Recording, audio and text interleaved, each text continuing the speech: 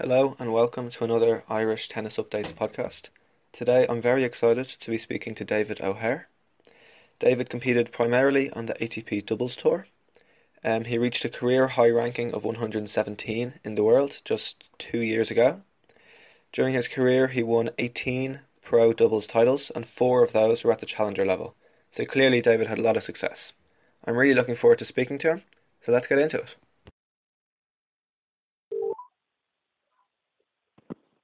Hello.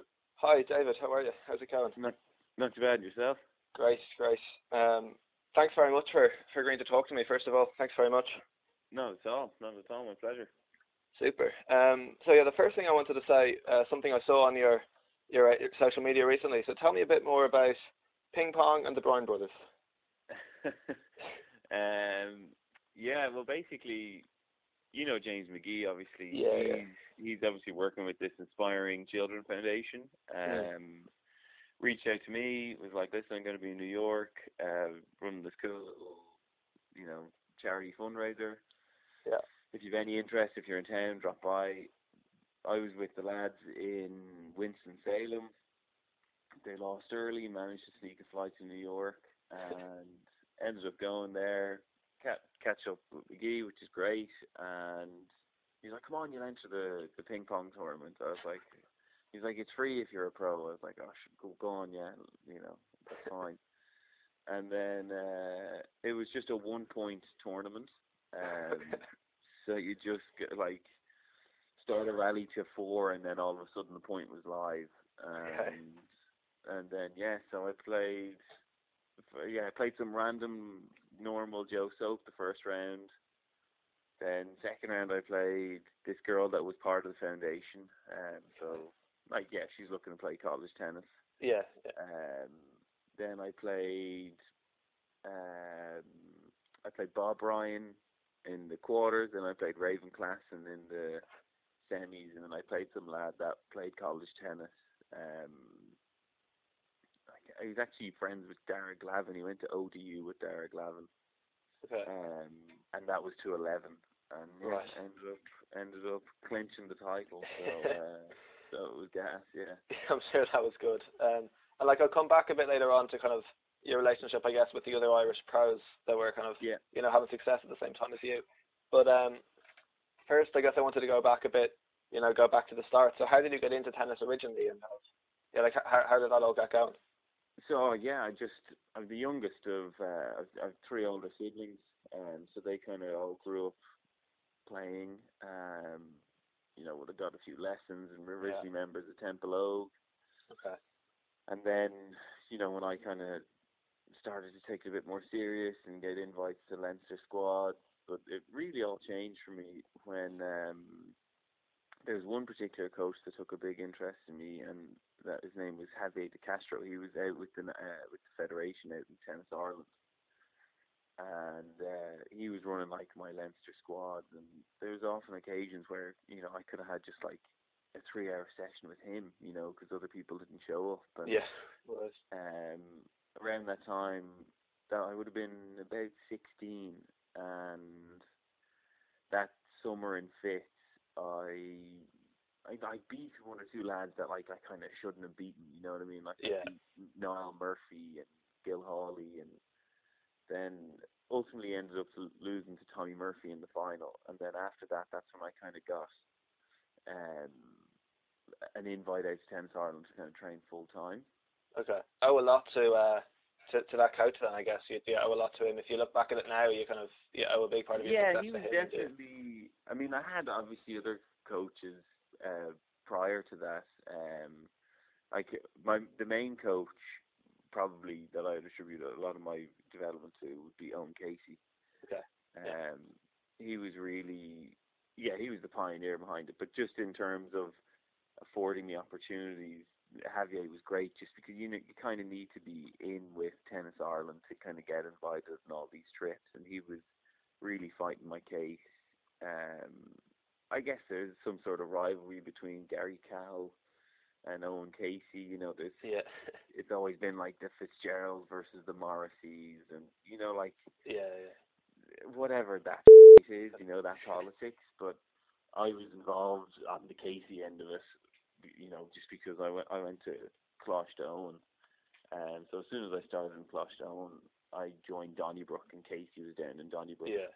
Okay. And so that was what I was like there in first year, like 13 or something, 12, 13.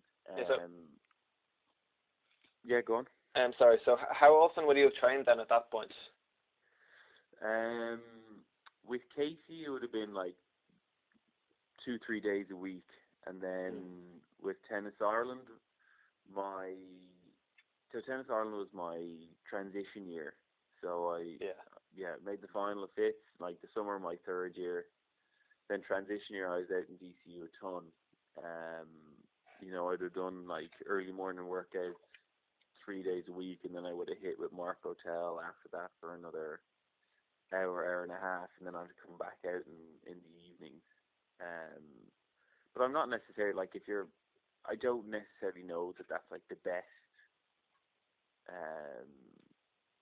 Now that I'm coaching and I'm looking to get back into college coaching, I don't necessarily think like that's the best way to put your front foot forward. I don't know if it's exact.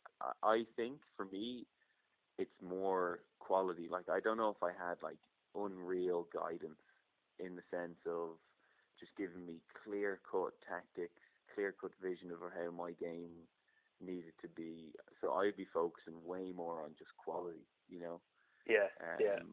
I hope that when I'm coaching these kids in college, that they feel that they can come up to me like, listen, I'm just not really feeling that good today. And I was like, all right, let's just do 20 minutes of like short forehand, and you just melt it into the corner, and that's a good day. Just get some little thing better.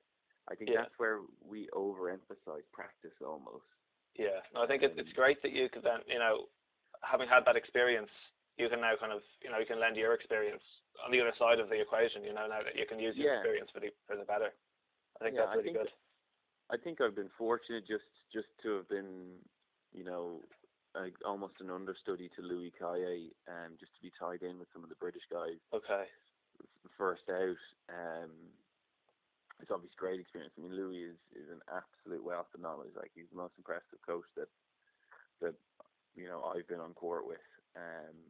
Just his facts and his analogy, and he's a wizard, man. He's unbelievable to work with. So that's kind of, I'm feeding all my information kind of through him. So whenever I generate any of these reports or match summaries, they get sent to Louis, and then we can have a little conversation about it. And he's like consultant head coach. He's not really up for traveling all the time. He'll just do the slams and a couple master series, and then I'm kind of the day-to-day that will run the sessions with the guys, but Louis will kind of keep tabs on me all the same. Yeah. Now, are you working with the LTA at the moment then, or is that? No, it's not. Just because. Just kind of with him. So. Just because originally I was with Luke. So because I was traveling with Luke and Johnny, Louis just in charge of all the doubles guys pretty much. Yeah. So he kind of has like a hierarchy. So I've kind of jumped up on the hierarchy now that I'm working with Joe. And because of Joe's ranking, because Luke was like 50 and there was like 4 or 5 Brits ahead of him. Yeah. The fact that I'm working with Joe and there's only Jamie ahead of him. Jamie, yeah.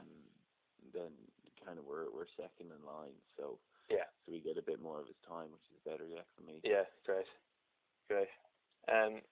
I guess if I want to go back, take another step back. So you said you got to the final of fifths then when you were 16. Did you have much more success those final couple of years of your junior career?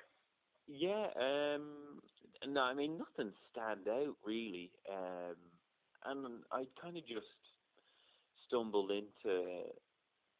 Yeah, I'll give you the whole kind of synopsis of my career. So after that, I had the whole year in DCU training loads and was kind of like gearing up for a big summer ITF and all that kind of stuff. Yeah. And Javier, the Spanish coach, had organised me to go out to Mallorca to train at a place called Global Tennis Team, which is Moya's academy. Okay. I'm not sure if it still exists now. It does. Now it does. Does it? Yeah, it does. I'd see I'd see people wearing the jumpers around the junior opens these days. Okay, great. Well, it was a brilliant spot. So day one I arrived, and I'm not sure what to expect, and it was almost kind of fictional start to my time there. But I was there for a month, and Monday morning I'm warming up with this guy Pablo, and I see Moya, and I'm like, Jesus, So I run upstairs, text his dad, like, oh, you don't believe it, Moya's here. Next thing you know, he's coming out on court. So Monday and Tuesday I'm hitting with Moya on the clay, which is class. So then the Wednesday that week was actually Federer and Nadal played this half clay court, half grass court match. Oh, were you there for that, were you? So yeah, I was that. So the morning of that, I see Rafa and Moya just warming up like outside my bedroom window. I'm like, this is mad. Wow. Then that afternoon, all of the boys got tickets to go watch the match. So we went there, watched the match.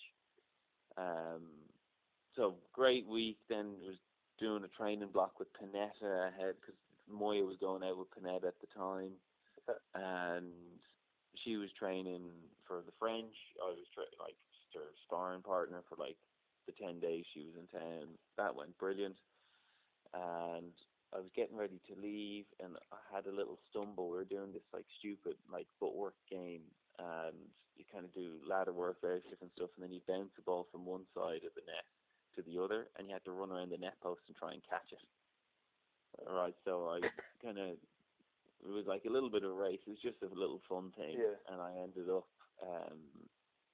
like there wasn't that much clay around by the net post. I lost my footing, had my racket in my right hand, landed on my wrist, and was out for, like, I didn't hit a ball then for like a couple months, and then fifth rolled around, and I was like, oh, I'm gonna, I want to play. So I played fifth, and I was like just chipping forehands and hitting backhand. So I was like playing like a lefty. Yeah. Because it was only really on my forehand, like that movement going up.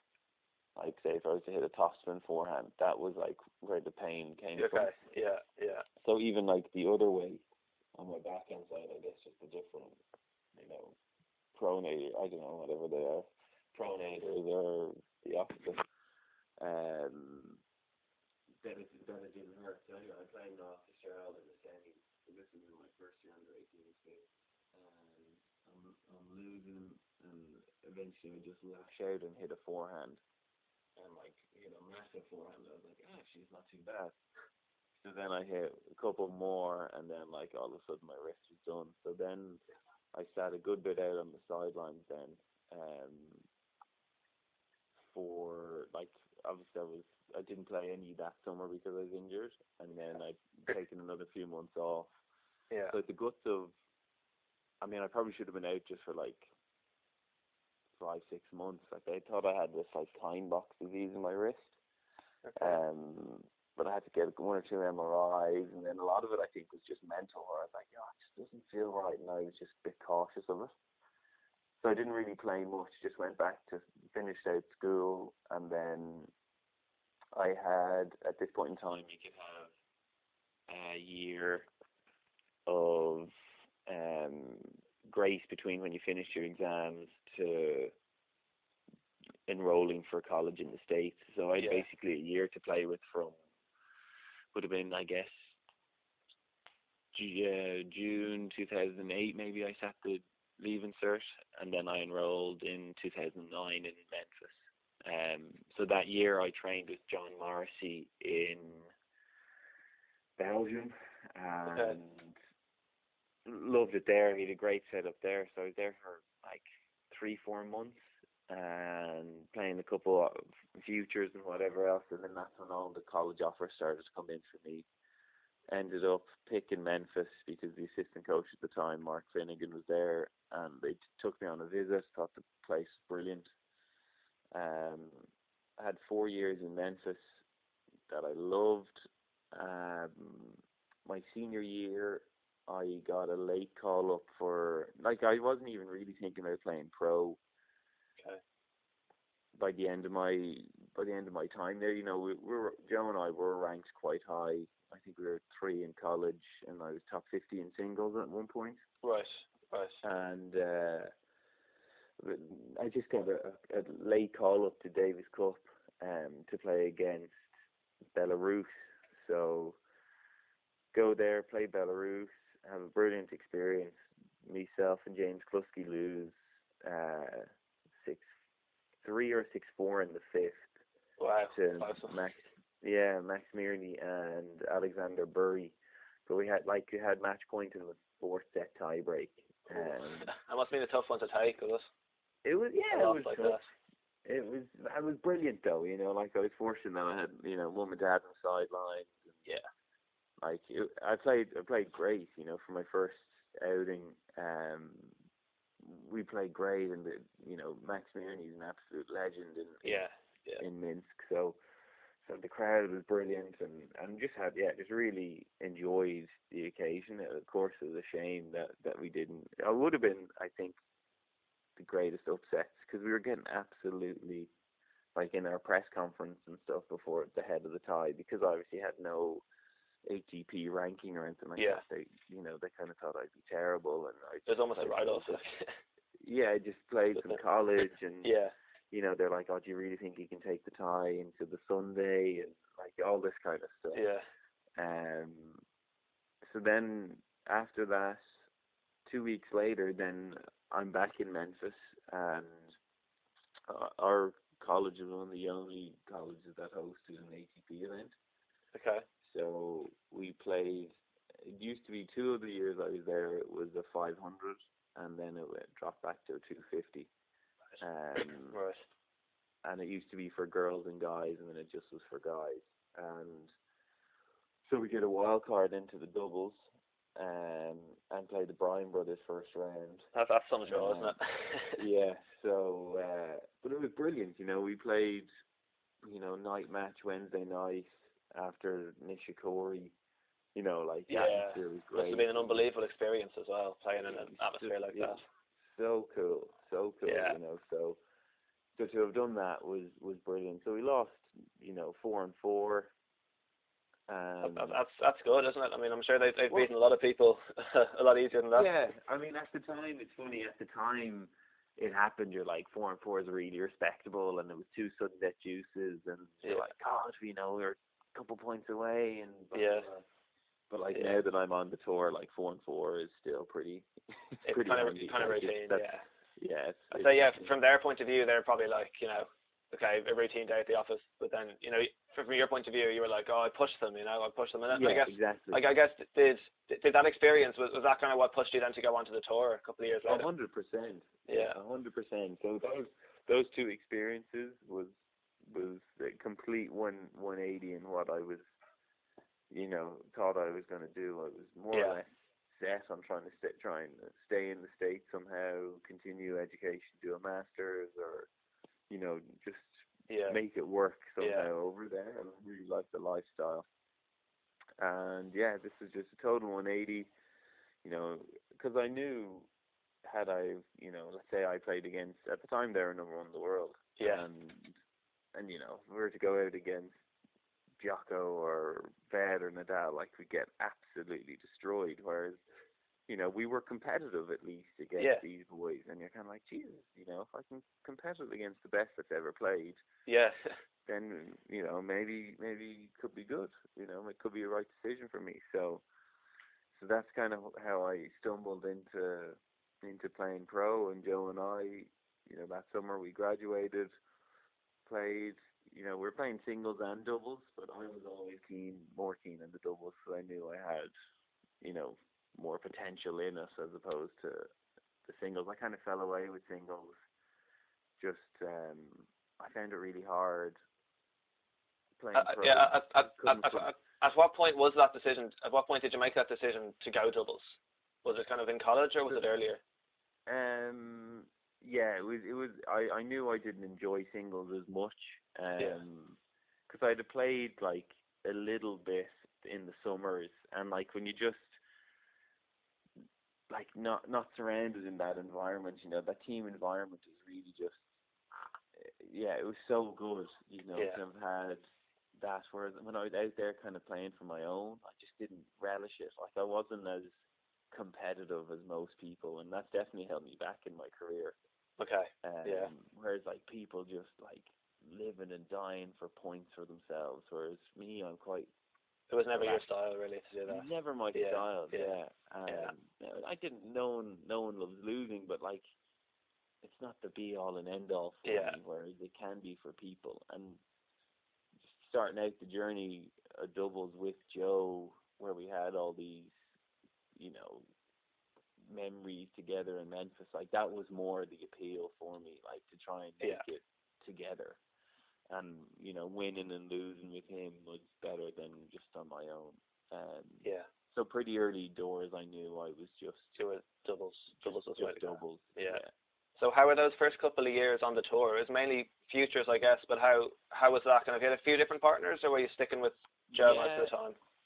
So Joe was a little bit injured. He had this like kind of chronic fatigue, or I get So the first year was a little bit of a struggle to start,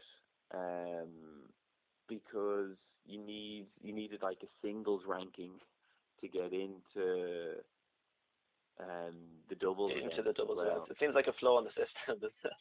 Yeah, so you're kind of grinding, doing qualies, you know, and it was tough because I had to be like really up for it to get it, you know, singles ranking. I had an alright doubles ranking pretty early on. So then I eventually got my first singles point in Cumberland, I think it was. Okay. And from there, then, you know, once we knew we were getting into tournaments, then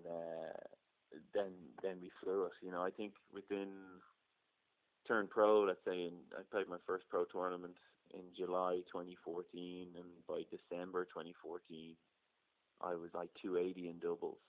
Wow, that's a fast rise, isn't it? That was So I jumped up. Impressive. Yeah. I jumped up pretty quick, and I think I got my first doubles points at the Irish Open with Peter Boswell. Actually, we made final there. Okay. Lost to Freddie Nielsen and Ed Corrie, and then Joe and I won a couple, and all of a sudden I was 280, and then Joe got a little bit injured then the start of 2015, and I played a little bit with Kluski then. Okay. How was that playing with an Irish guy? Yeah, was that a different experience altogether? It was good. It was the same, because obviously I kind of looked up to Klus just because he had a couple more years on me on the tour, and it was like good opportunity to learn from him, and he knew the system well, and like we were getting into playing challengers together, so it was again great learning for me. And we had pretty good success, you know, a couple challies here and there, and then we played a tie in the Davis Cup tie in South Africa, and after that tie, I kind of sat down with Nyland and Delgado. Jamie Delgado was the coach there for 1 or 2 years. Okay. And he told us that maybe we should look to split or something like that. We're not getting the best out of one another. So then I traveled a little bit with this American guy, Sekou Bangora. Okay. And then ultimately got back playing with Joe because he was better. And he was kind of, you always knew you wanted to play with him, kind of in the bottom of your heart. Was that kind of always what you wanted out of it? Yeah, just because, like I said, it was just part of the journey. But we played well together. Yeah. Because we played so much together. Yeah. And then that time, you know, we did quite well together. I was ranked a good bit higher now because I played some challies with Klusk. Yeah. And I stayed playing futures with Joe just to get his ranking up, and then we made the jump to challies together. You know, did quite well for a couple of years. Won, I don't know how many challies I won with Joe, 3 or 4 maybe. And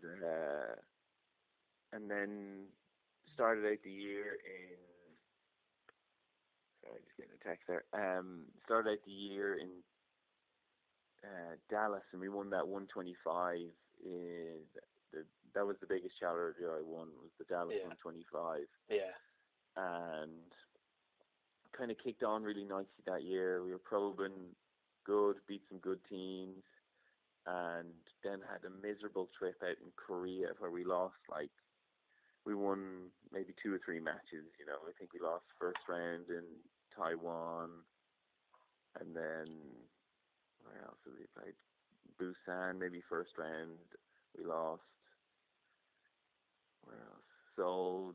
Anyway, we had a couple first round or second round, and that was kind of on the build up to Wimbledon. And Joe ultimately decided to kind of last minute play with Bryden Klein. Okay. Which was just a guarantee that he'd get a wild card for Wimbledon. Yeah. But he played the grass season with them, so that kind of shafted me. Yeah, you're kind of left there without a partner all of a sudden, right? Yeah. So, and then the cut was so tough for that. The first grass tournament was Surbiton, and I was set to play with Dustin Brown, and we ended up being pushed out. Our combined, I think Dustin was. I was 120. Dustin was, we were combined maybe just north of 200. Yeah. Which, would normally see you kind of seeded, but, a lot of people from the French came, because there wasn't that extra week in between. Yeah. So you have people like Qureshi and, guys top 30 that have no business really playing. That were playing. So that was tough. So that was, I just needed maybe one more solid score, and I could have got into maybe Wimby Q's. Yeah. But because I didn't get in with Dreddy, and then I was to play the next week with Freddie Nielsen, but he didn't even get into singles qualifying in Surbiton. He decided he'd go and play futures elsewhere. Okay. So I didn't have a partner for Surbiton or Nottingham, and then I was just kind of real dejected, and I came home, and then that's when Luke Bambridge reached out and was he didn't get a wild card either, so he was a bit devastated. You're both kind of down a bit. You're both a bit down in the dumps. Yeah, exactly. You're both having a tough period, I guess, for you. Yeah, and I'd only just met Bam a couple weeks prior in one of the tournaments in where was it? It was in Tiburon. Okay. And so it was only just met him, but got along great with him and had a load of fun. And then he just reached out. He was like, "Come on, let's play dubs. I'm thinking more about just playing dubs. And I want you to show me the ropes and this and that." Because obviously because I was playing with Joe and we started to do quite well, we had access to Louis, so I'd maybe had, the got to 10 sessions over the time I was playing with Joe with Louis. Okay. And went and started playing. So that was June 2017, and played with Bambo. Finished 2017 with Bam, having won. I think we won two challies maybe. Okay, so you had some success. Yeah, so we had some success. We won a big one. We won we won Fairfield, which is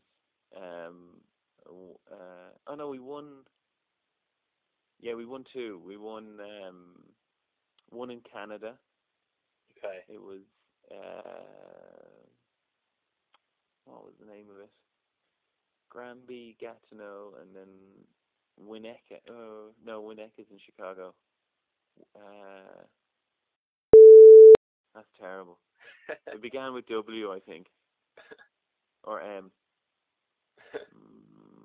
Anyway, so we won that, and then that was our second tournament together. So we won a futures, then we won a challenger. So we got off to a great start. Yeah. And then we ended up winning I think it was another 125 or maybe just 100 in Fairfield, and that went well. We finished out the year together.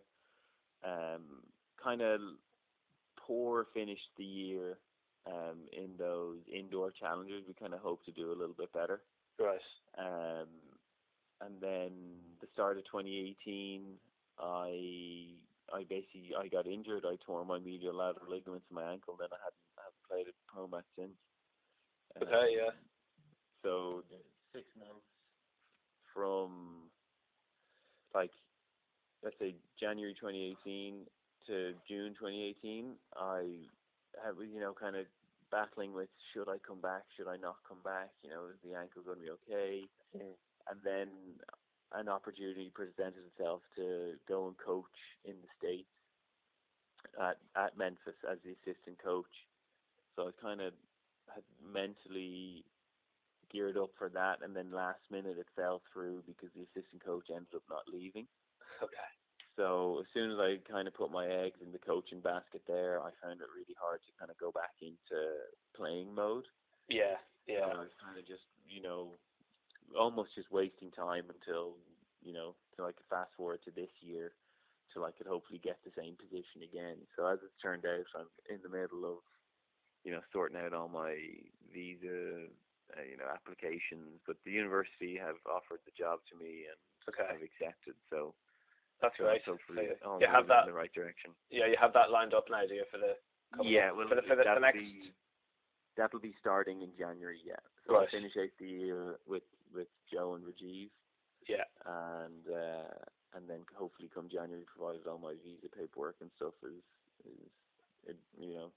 approved. Yeah. Then that's the deal for me now. So how has the experience the last, say, year, 18 months, how different has that been to when you were playing? Like, you've still been traveling, but obviously it must be a different kind of pressure, a different experience. Yeah, it is.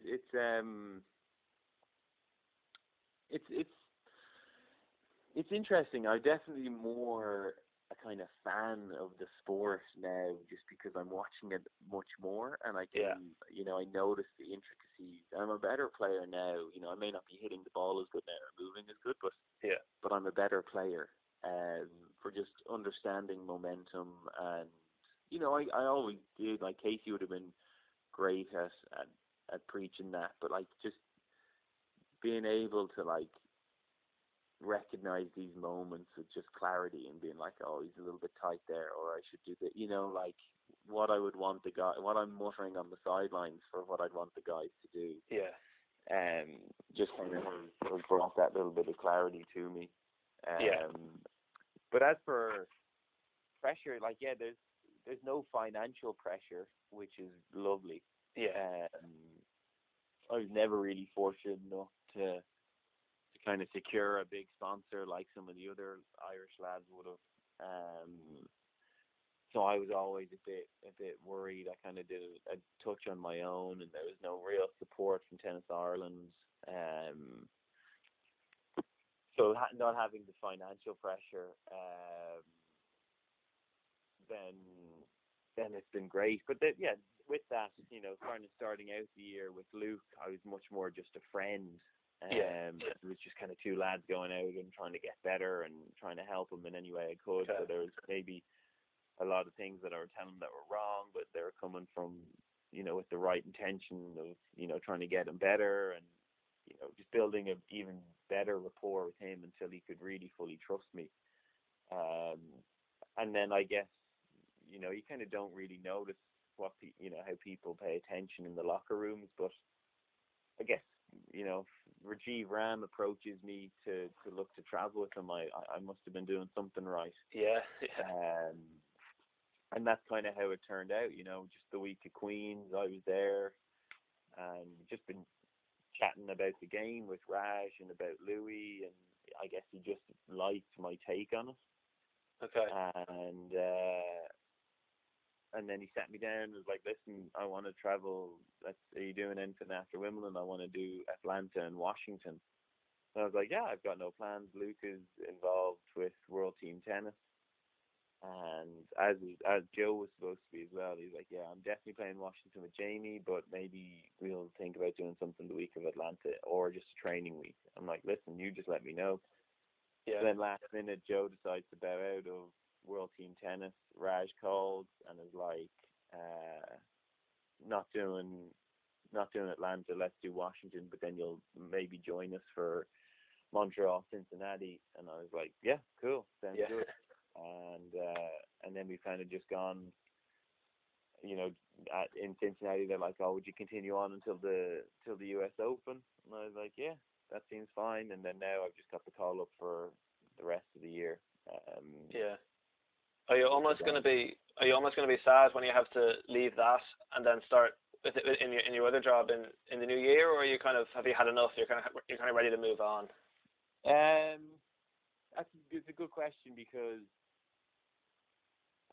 definitely one of the downsides of the either playing or coaching is the traveling. Yeah. Just not being. If I had my own kind of setup and I had my own little apartment in Dublin, and it was a bit more legit. Like, I still, I'm never in Dublin, so there's no point in renting. Yeah. So like, I still kind of, when I'm back in town I'm back in town 10 days, I just stay with mum and dad, and then like go off on the road again. That's typically kind of how I've done it. Yeah. So yeah, so I'm kind of just, it's more a lifestyle thing that I'm ready. I'm just like of age now to kind of just want my own little space and want my own little apartment, or whatever it may be. So that's really kind of the driving force. So in that sense, I'm really looking forward to kind of get rooted in the city, and if it's in Memphis again, then I'm really excited for it, just because that's where I've kind of had this previous freedom before. Yeah. It'll be nice. It'll be nice to go back to somewhere you know really well again. Yeah, exactly. So but there's danger involved in that, because maybe who doesn't love college? So maybe just everything that I loved about college is the people that I had around me at that point in time, and so it's definitely going to be different. Whatever I anticipate this college role to be, I think it's going to be different in many ways. But I'm definitely most looking forward to kind of just catching my breath. I feel like I've been traveling nonstop now for since college, really. So turned pro in 2014. So 5 years on the road, kind of full tilt. Yeah.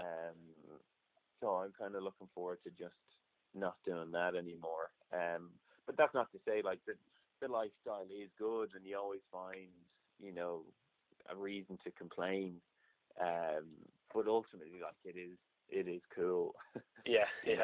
Especially now that when you're associated with some of the top guys, and these boys have every chance of making the World Tour finals, and I'm pretty friendly with Gael Monfils now, just from kind of like shooting the playing ping pong, and then he heard I won the watch, and then he wants like all this kind of stuff. Even meeting Fed there in Cincinnati. Oh, really? Wow. Well, Rajiv warmed Fed up for his first round or something like that. Okay. So I was on court with him, and it was class, just to kind of be on the sidelines, just listening to the great man and just chatting away to him. It was pretty cool. So, that must be great. So I did enjoy that, and I've no doubt that those kind of amazing opportunities will continue if I stay with them. But college coaching has always been something that's intrigued me. I think, as I see it right now, from an outside perspective, I think it's the sweet spot of the game. One thing, I've worked a lot with Conor Gannon this past kind of year and a half. Okay. Who's kind of young, up and coming Irish. He's turning 17. And he's just in fifth year, but he's a really promising player. He's going to be a good player. He's going to be a good college player for sure, and then he could go pro from there. But I'm definitely advocating that he goes college first. And having someone that kind of respects and listens to you, is really fun. Like, that's almost the most fun I've had coaching. What can I really teach Rajiv Ram? I'm kind of reiterating stuff he told me in cues, and just serving buckets and just doing my scouting. But like, as to actually developing a player and even just a person, I've really enjoyed my time with Conor the most. So I kind of equate that to what college will be like. I think I'll be able to quickly improve just particularly their doubles tactics, and then even like some of my single stuff. I think I'll be able to help just my own philosophies that I've come up with these kind of past 18 months just from being on the tour and picking other coaches' brains and what I deem important. So that's kind of what I'm looking forward to. Yeah, that's really interesting. So I guess I just have one more question. Having as someone who's kind of gone the whole way through the tour, you've played Futures, you've played Challies, and you've played a couple of ATP events. What would you say is the main difference between players that play at the different levels? Like, what change do you have to make to be able to progress through the tiers? It's just, the subtleties of the sport are, they never cease to amaze me.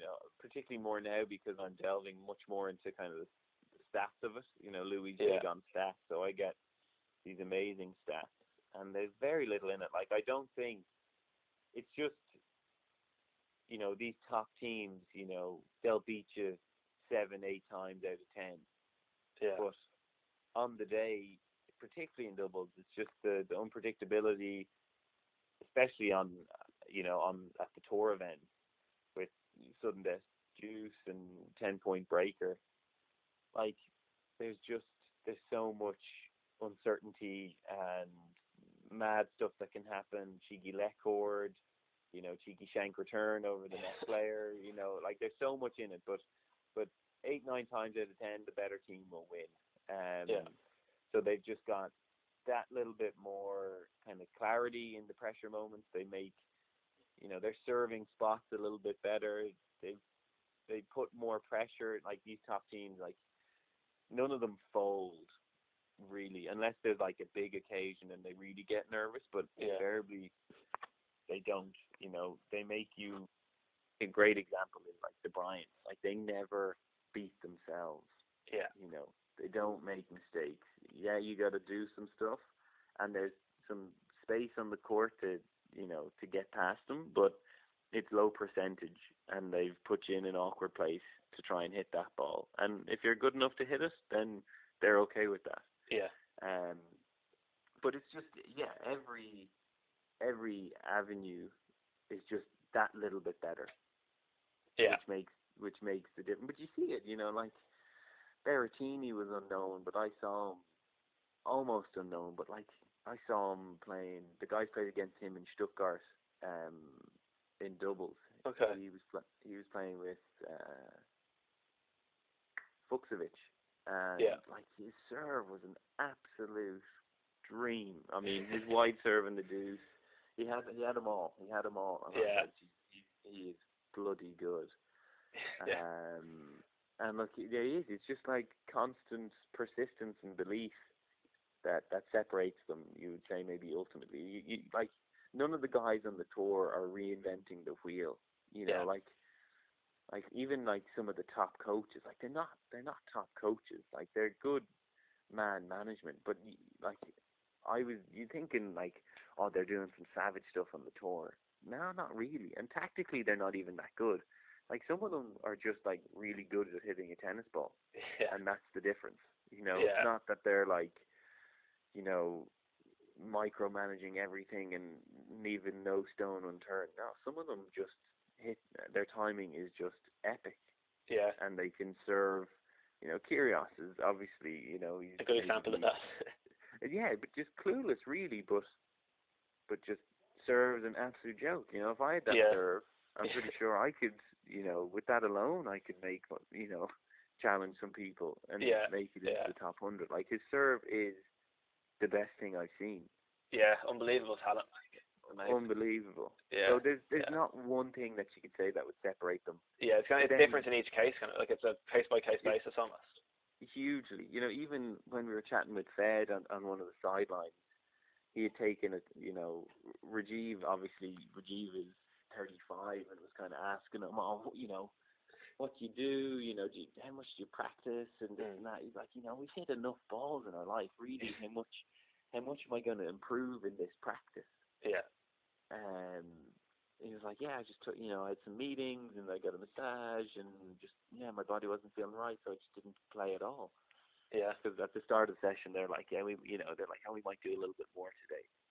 And Fed, honestly, verbatim said, God, you could almost say this was intense as we went down for like our first drink. Like just, Yeah. he's so chilled about it all. It's absolute counterintuitive as to what you would think. But then you've got Rafa that doesn't let one opportunity go by where he's not intense. Like, Yeah. watching him practice is a joke, the effort that he puts in. Yeah. But Roger was just like, as cool as you like, and be like, Jesus, you can almost say this is intense, let's just take a break here. And just, you're like, wow. But that was his philosophy. He's like, I'm that bit older, I've hit X amount of balls, really, how much better am I going to get in this practice? I don't need to practice that much, I just need to feel good, and then I'll be fine. And you're like, yeah, you will, because he hit the ball, like, watching him, he plays a different sport. Yeah. Oh, yeah. He plays a different sport. It's those top couple of guys just bring it to a new level, don't they? Very much so. You're Federer, Nadal, Djokovic. Yeah, they've got so much support. They've got these teams around them, but just like never-ending budgets. Really. Yeah. It makes it easier when you have that money, doesn't it?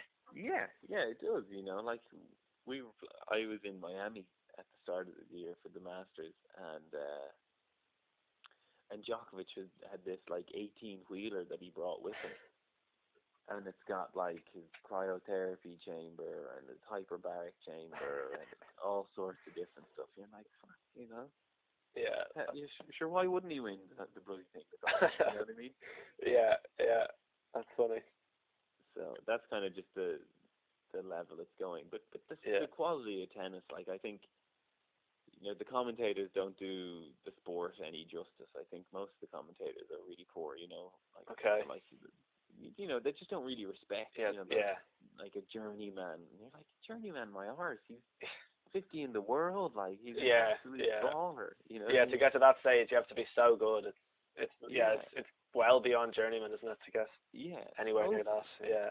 Totally. But no, I think the level is getting better, and I think there's going to be another increase when you look at the differences in, like, all the equipment stuff for, like, even the kids, like all the kids that grew up with those, like, little courts and those midi balls, like, I think all that's going to be massive. Like, in a few years, there's going to be another couple phenoms that come through.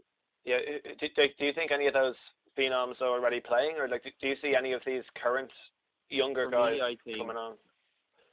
I really like watching Felix. Yeah.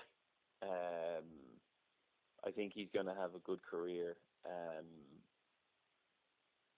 Who else do I think? Yeah, I mean, I definitely surprised at Medvedev. He's done incredibly well. Yeah, he really has, because I remember starting out, I saw him, like, he was playing 1 or 2 futures when I was starting out. Okay. And he's like 4 in the world now. Yeah, I know.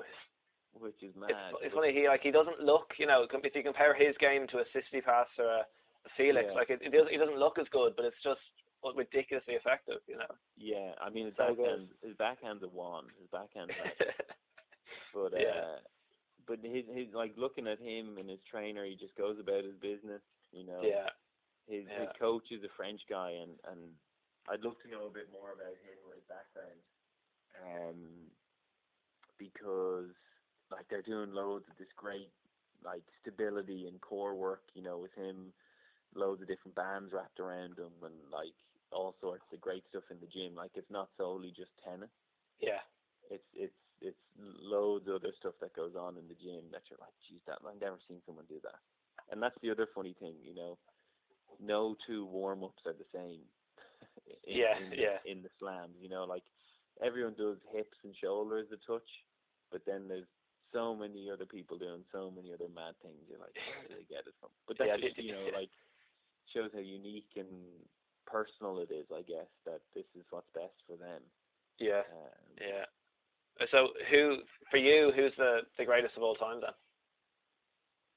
My head will say Djokovic will be the greatest. I Even if you're looking at the end of their careers, you're looking at Djokovic. Yeah, haven't had the best career. I mean, definitely Rafa sneaked up there again now with having 19 slams. I know. You know, everyone kind of ruled him out a while back. You got to think he's got the French in the bag already. So you have to, don't you? Yeah. But I think, I don't know. All I'll say is, for me, I think Djokovic has played the highest level of tennis that's ever been. Like, how he played in Melbourne, the final in Melbourne. Yeah, that was untouchable. That's untouchable. Yeah. So I think it depends. He might not be able to replicate that again, but certainly, you know, when he enters whenever all his stars align and he's in a good place, he is untouchable. Yeah, I think you do have to say his best is probably the best, you know. Yeah. So for me, I think he's still got a few more years in him. Yeah, he does. You know, can he get another 4 or 5 slams? I think he's every chance. You know? I think so. Yeah. Because I'm a big Federer fan, so it kind of pains me to admit it, but I think so. It's the great man's. I mean, he'll forever be, you know, adored. Yeah. Fed. Yeah. And certainly the way he plays, like it's maybe the best style of play, the best to watch, you know, all that sort of stuff. Yeah. But whether he has the most slams when it's all said and done, I think it's looking a little more and more unlikely. Unlikely, isn't it? Yeah, unfortunately. Unfortunately, you know, so I would say my heart would say Fed, just because if you're a tennis fan, you love Fed. He's tennis. Yeah. But I think Djokovic is probably going to get the most slams. Yeah, I think I have to agree. All right, thanks so much. It's been really good. It's been a really good chat. Thanks very much. Okay. Not at all. I wish you the best now for starting next year. Hope you have a good time then in Memphis. Brilliant. Thank you very much. And going forward, all the best. Yeah. And if you need anything else, let me know. Just shoot me a message. Yeah, super. Try and connect again. Super. Cheers. Thanks very much. All right. Take care, mate. All the best. See ya. See you later. Bye. So there we are. I'd like to thank Dave once again for his time and wish him all the best. Thank you for listening. And remember, you can contact me on Twitter at @tennisupdateiore. Thank you.